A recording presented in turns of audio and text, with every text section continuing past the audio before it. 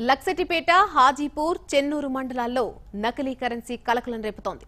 హాజీపూర్ మండలానికి చెందిన ప్రతి కొనుగోలుదారుడు సింగిరి స్వామి జిల్లాలోని చెన్నూరు, కోటపల్లి మండలాల్లోని పలు గ్రామాల రైతుల నుంచి పత్తి కొనుగోలు చేశాడు. అనంతరం లక్సెటిపేట పట్టణానికి చెందిన మల్యాల జగన్ కు 2 రోజుల క్రితం విక్రయించాడు. అతనిచ్చిన ₹1,35,000 ఆయా గ్రామాల రైతులకు చెల్లించి తిరుగు ప్రయాణమయ్యాడు. అయితే స్వామి వద్ద మిగిలిన నోట్లలో 9, ₹50 నోట్లు నకిలీ ఉన్నట్టు గుర్తించి పత్తి వ్యాపారి నిలదీశాడు. అనంతరం పోలీసులకు ఫిర్యాదు చేశాడు. దొంగ నోట్లు చలామణి జరుగుతున్నాయని తెలిసి జిల్లా వాసులు బెంబేలెత్తుతున్నారు.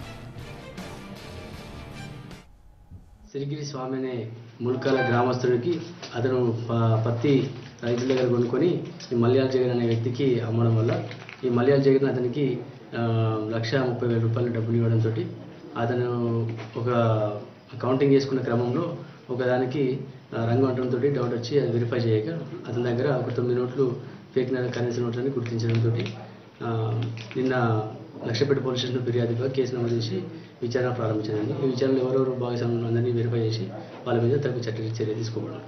గత దాదాపు 5-6 సంవత్సరాల నుంచి దొంగ నోట్ల చలమని జరుగుతున్నా కానీ ఎవరు పట్టించుకోవడం లేదు.